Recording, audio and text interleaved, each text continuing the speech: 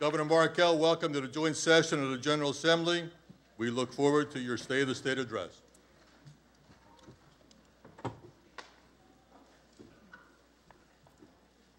Lieutenant Governor Dent, President Pro Tem DeLuca, Speaker Gilligan, members of the 145th General Assembly, other statewide elected officials, members of the judiciary, members of the cabinet, our state employees, my wife Carla, and the people of Delaware.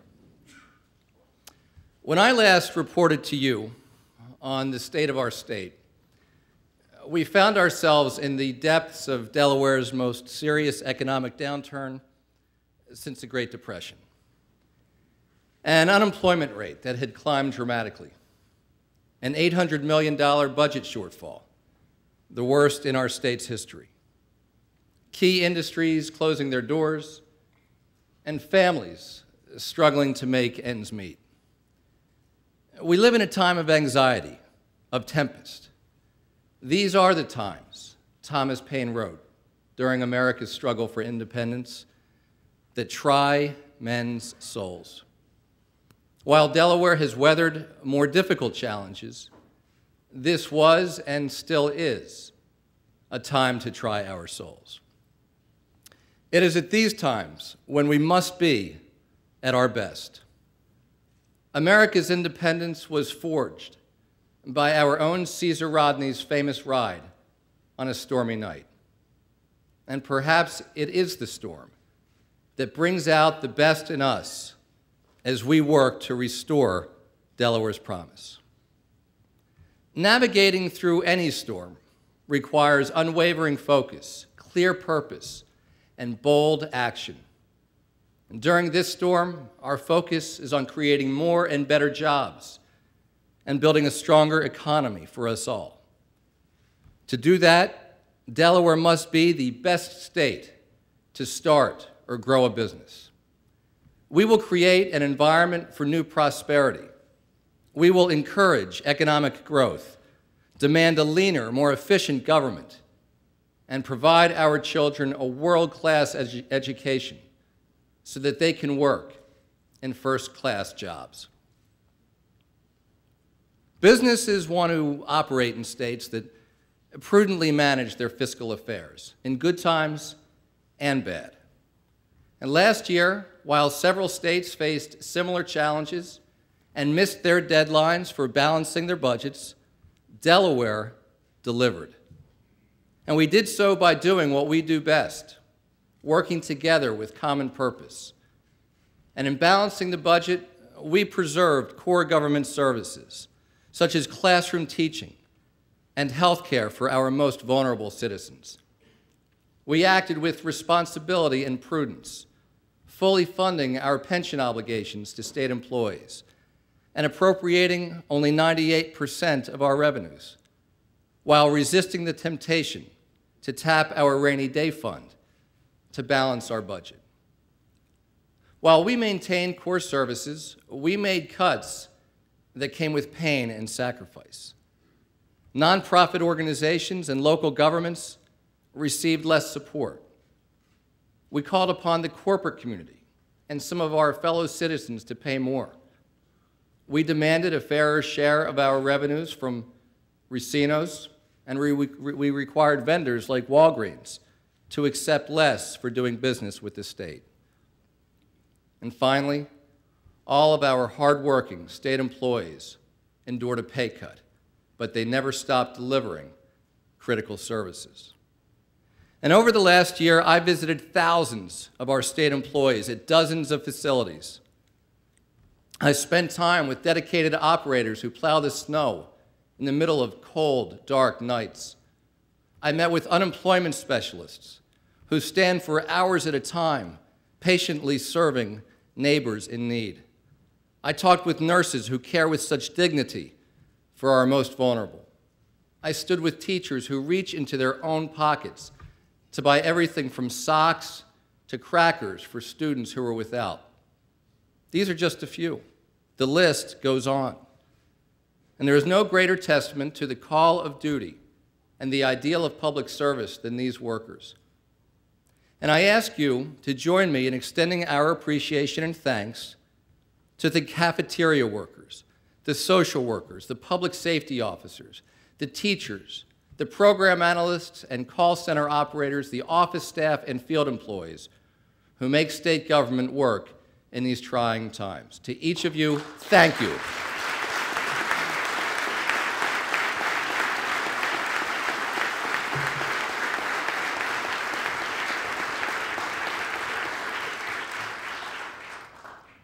In the end, we were rewarded for our handling of this financial crisis when 3 independent agencies awarded a AAA rating to our bonds.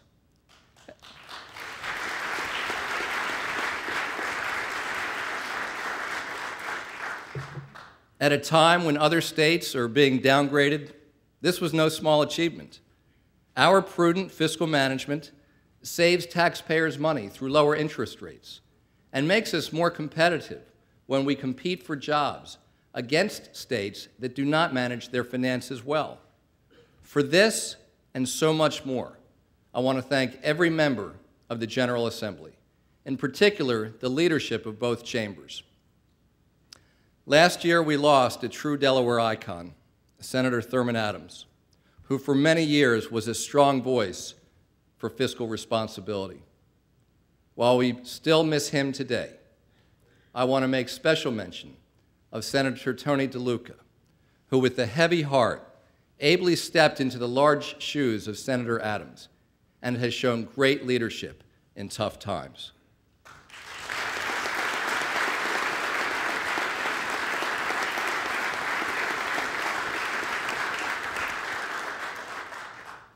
Our work to make state government leaner and more accountable is not done.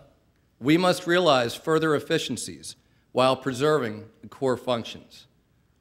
We slashed our vehicle fleet since I took office, saving us over $400,000 a year. We are eliminating, without layoffs, more than 1,000 of the 15,000 positions in state government.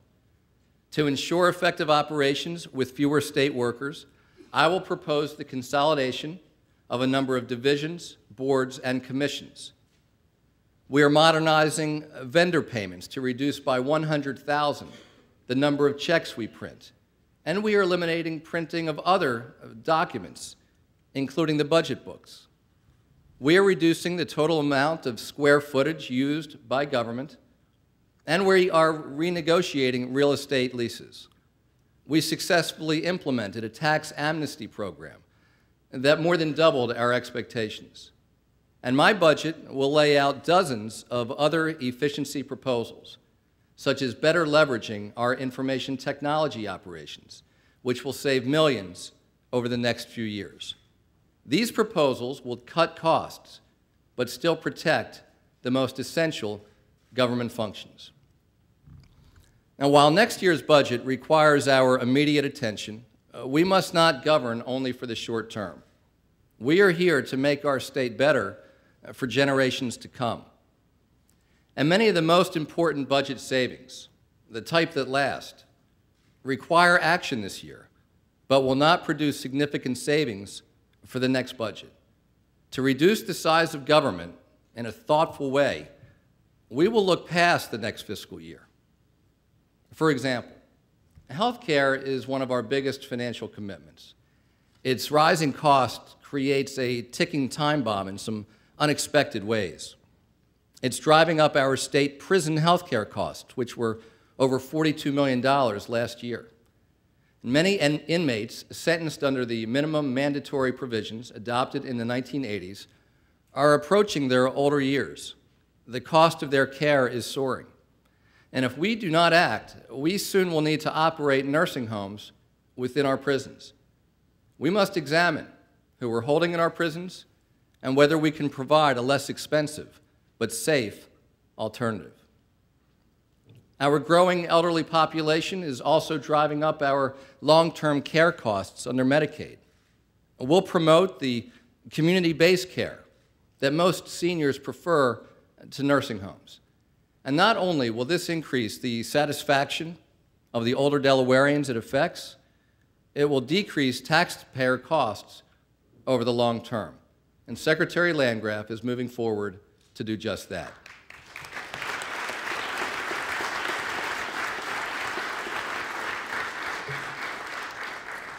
The health care and pension benefits we provide our state employees and retirees also represent increasingly daunting financial commitments. Now, given last year's pay cut, I don't want current employees to have to pay more out of pocket for health care this year. But we must act now to reduce health care and pension costs by instituting a different set of benefits for future employees. Again, this will only apply to future hires, but it will save $75 million over the next 5 years, and it needs to be done.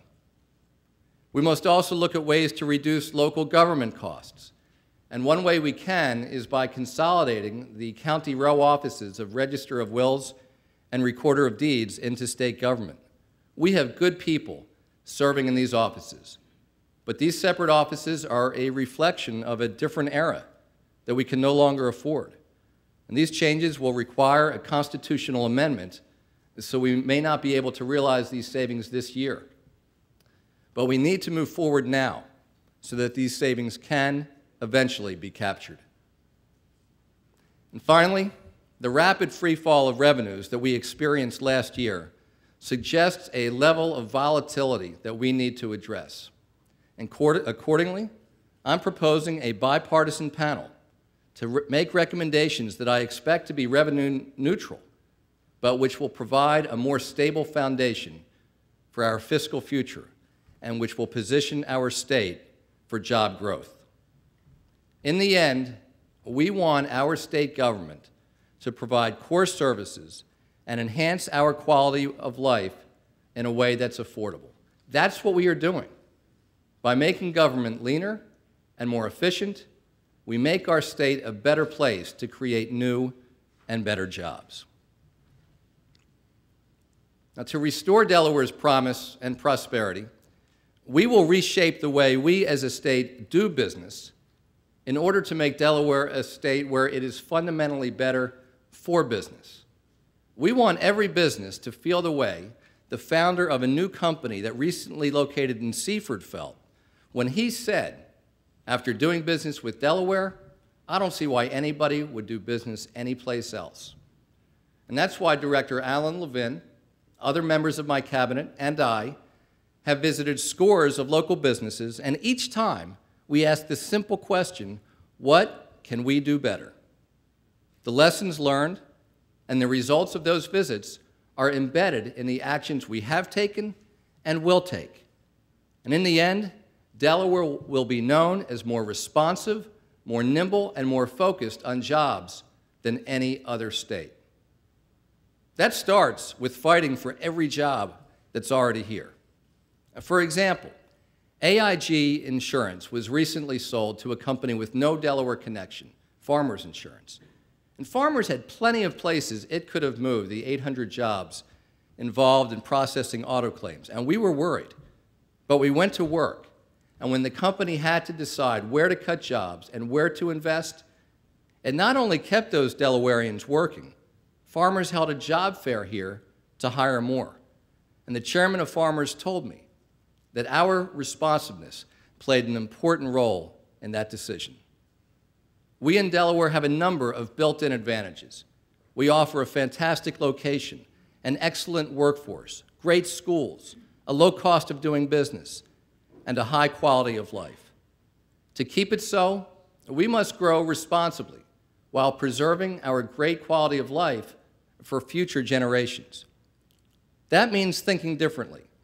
And to that end, with the leadership of Representative Michael Maroney and Senator Dave McBride, we should adopt and implement a universal recycling program that will improve our environment and create jobs while lessening the burden on retail businesses, as suggested last year by Representatives John Viola and Joe Moreau, as well as Senator Margaret Rose Henry. To restore our promise and prosperity, the state will lead by example when it comes to creating efficiencies, supporting jobs, and being good stewards of our environment.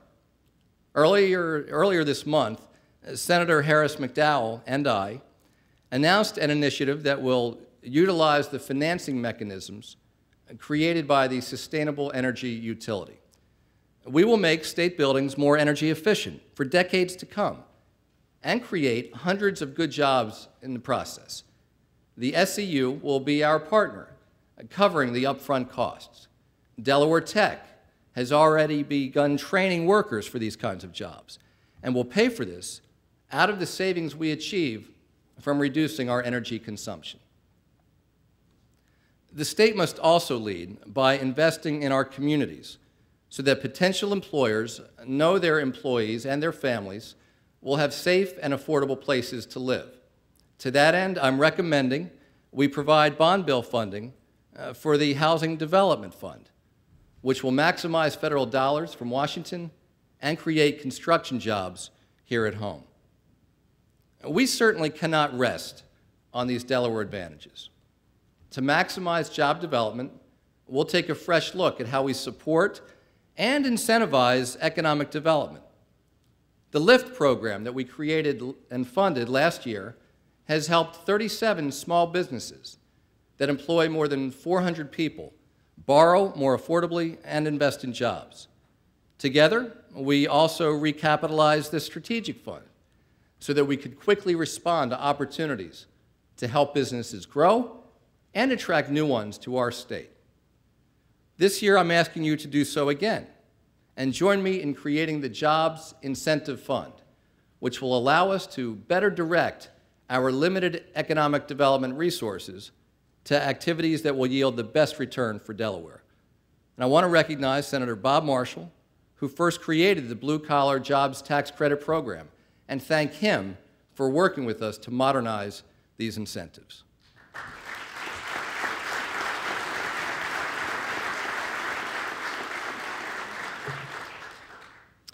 We also recognize that existing Delaware businesses can be some of our best partners in luring new businesses and jobs to our state.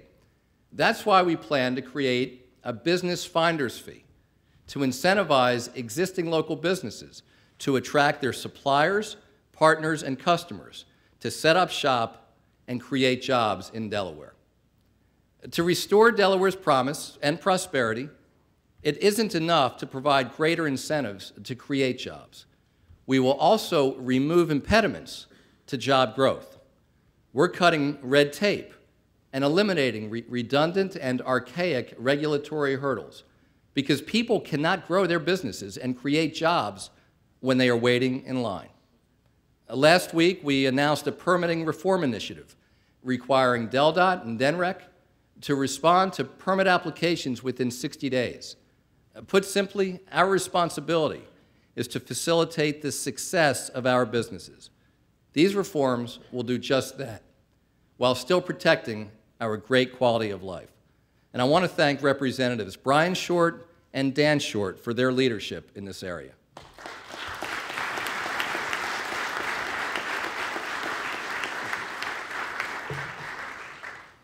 All of these efforts are critically important. But to get people back to work, I firmly believe that Delaware needs to start making things again. It was this belief that inspired our response to the closing of the Chrysler and General Motors plants. Thanks to all of you and our hardworking congressional delegation, Delaware is one of the few states whose former auto sites have found new futures. In fact, Boxwood Road will likely become the first shuttered GM plant ever to reopen and create jobs to make new cars. Fisker Automotive chose to move here despite intense efforts by much larger states. And when asked why, Fisker's CEO explained that we were able to bring together critical decision makers across the state faster than he could get his family of four together for dinner. He also pointed to our first-class workforce. And I want to recognize Joe Riccio and Dave Myers for their incredible leadership on the part of the United Auto Workers.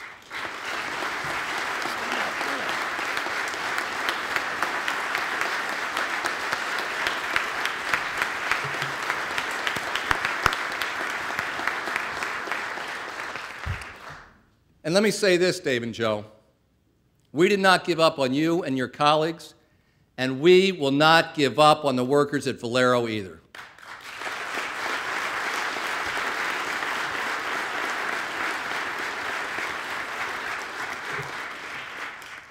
Now, Fisker's decision to locate in Delaware will only be a success when the cars produced here get sold in showrooms across the world.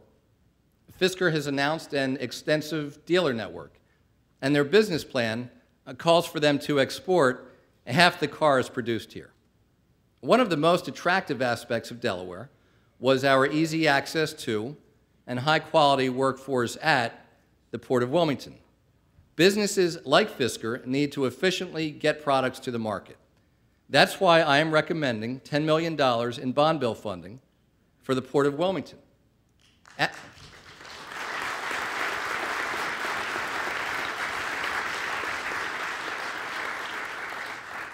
And that we move forward with the Northeast Corridor Rail Project and the Route 301 Bypass Project, all important infrastructure projects that will make Delaware more competitive. Now, to restore Delaware's promise and prosperity, we should not only build, assemble, and distribute the next generation of cars in Delaware. We should invent and manufacture the technology for the cars, as well as the technology for other industries of tomorrow. We have a proud legacy of technology innovation that we will build on. And together, we will create a Delaware where entrepreneurs and inventors imagine the new products and services that make life better and more productive and more enjoyable for millions. And workers make good livings delivering these wonders to the world. That's why I'm supporting in this year's bond bill plans to provide a center for high-tech laboratories, health sciences, alternative energy research and development, and other emerging industries at the old Chrysler site. Businesses want to locate where the best and brightest of our youth come to learn, whether it be the alternative energy inventions of tomorrow that will spring from the University of Delaware, the optics research being advanced at Delaware State University, or the thousands of future workers who will garner their skills at Delaware Tech. We must entice businesses and jobs today with the promise of a better tomorrow.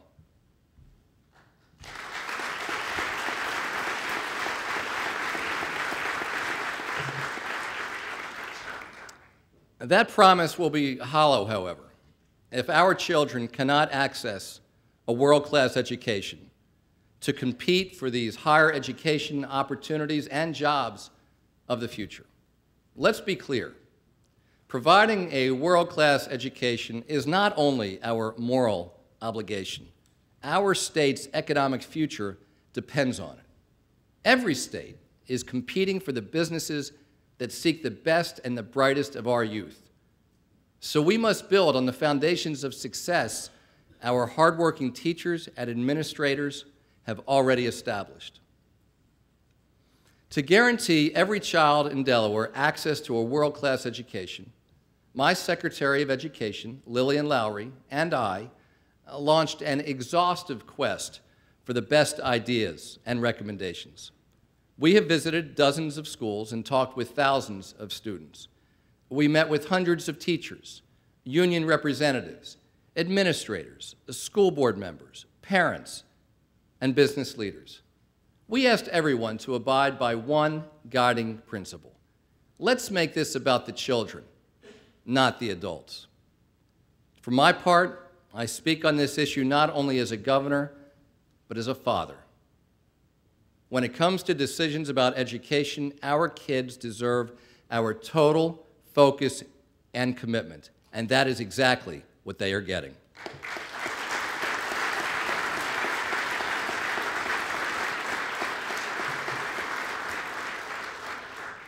The result? A new framework for education reform that is both bold in its quest for improvement and deep in its support throughout our state. Our engaged business community seeks improved student readiness, and with these reforms, their objectives will be achieved. The teachers of our state seek the tools and support necessary to get the job done. We have submitted a federal Race to the Top application this week that could help to do just that. The application has the support of all of our stakeholders, including 100% of our local education associations.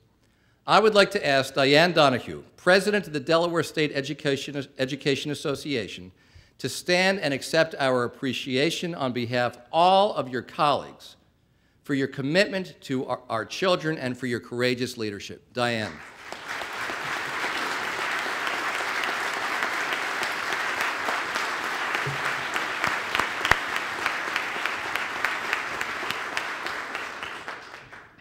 The foundation for the future of education goes well beyond the hope of federal assistance embodied in our Race to the Top application. It is built upon 4 cornerstones that stand on their own. Improving student readiness by holding them to high standards. Effectively using student data to drive classroom results. Ensuring teacher quality. And turning around persistently low-performing schools. When I graduated from Newark High School, my classmates and I competed for college entrance or jobs with our peers in Delaware and surrounding states. Today, our graduates are competing with students from Pennsylvania to Pretoria and from Maryland to Mumbai. To better compete in today's global economy, we must adopt high standards that stack up against the rest of the world. Restoring Delaware's promise depends on it. But it's not enough to set high standards. Our students have to meet them. And to do so, Delaware will use its rich data system and new assessment to support decision-making in the classroom.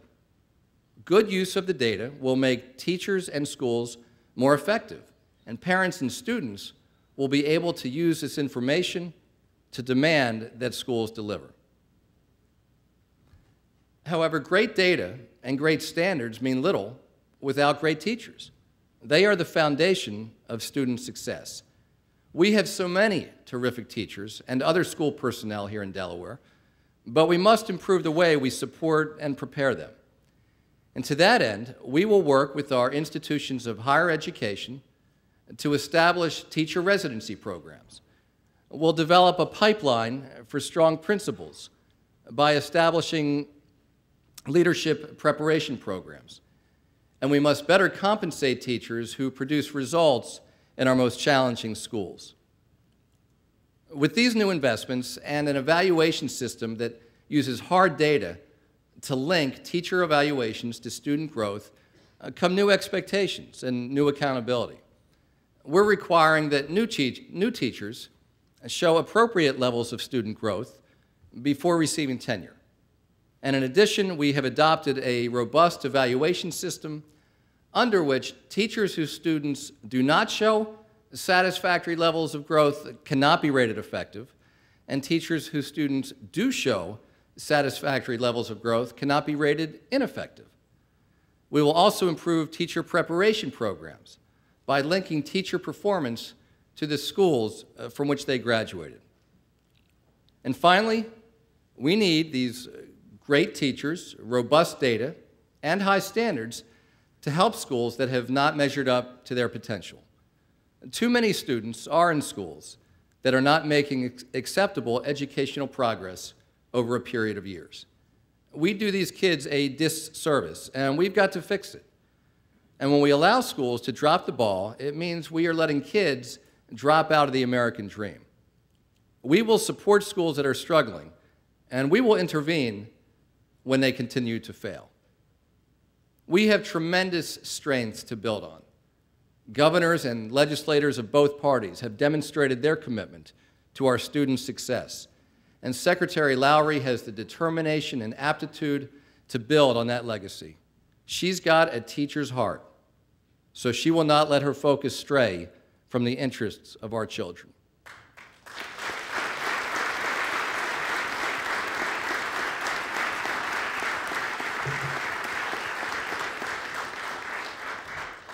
But having world-class schools does not alone ensure that our children will get a world-class education. For that, we need an increase in parent engagement with their children's education. And we need children to take full advantage of the opportunities presented. Now, just as we need parents to help educate their children, businesses can partner with us to train workers and create new jobs. And as state government streamlines its operations, others will need to carry some of the load. Government cannot be all things to all people. Our commitment to protect those who cannot protect themselves is unwavering. Our commitment to educating our children is unshakable. And our commitment to creating jobs is unmistakable. But to be clear, government alone cannot change the world. Only people can. And that's why we envision a Delaware where every one of us, to the best of our abilities, contributes to bettering the lives of those around us. Two of the people who live that spirit of service are with us today.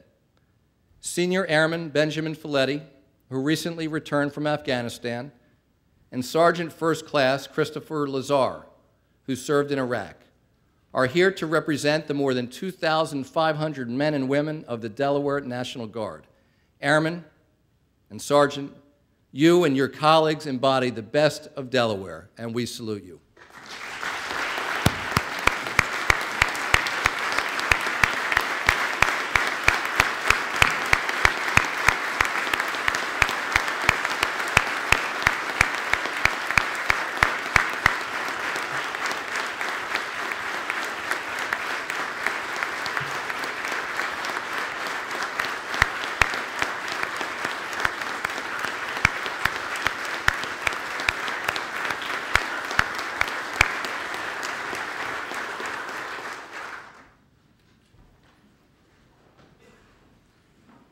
This spirit of service, particularly volunteering on a local level, is a passion for our state's First Lady, my wife Carla. And therefore, as any of you who are married will understand, it is a particular interest of mine. Last spring, our Department of Services for Children, Youth, and their Families decided to create a small school for the youth in their care on their campus. While we had a building that could be used for that purpose, the building did not have a library. And Carla, with members of my cabinet, worked with a construction company that agreed to donate all of the materials and the labor to build the library.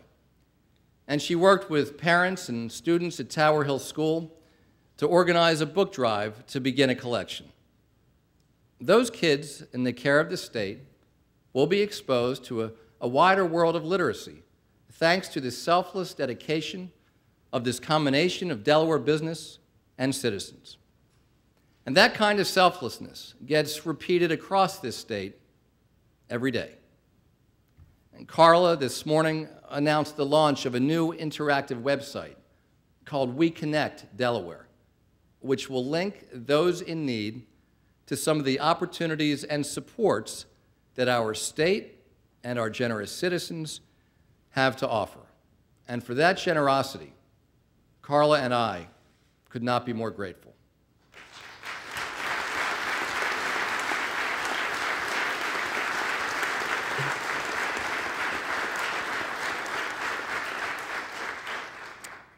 And that brings me back to what is really important: the common obligation and commitment that bring all of us in this chamber together. It is this common obligation that brought Representative Bill Oberle here 34 years ago and brought George Carey and Pam Thornburg here years later. We thank each of them for their commitment to our state, and we wish them well in all they do next.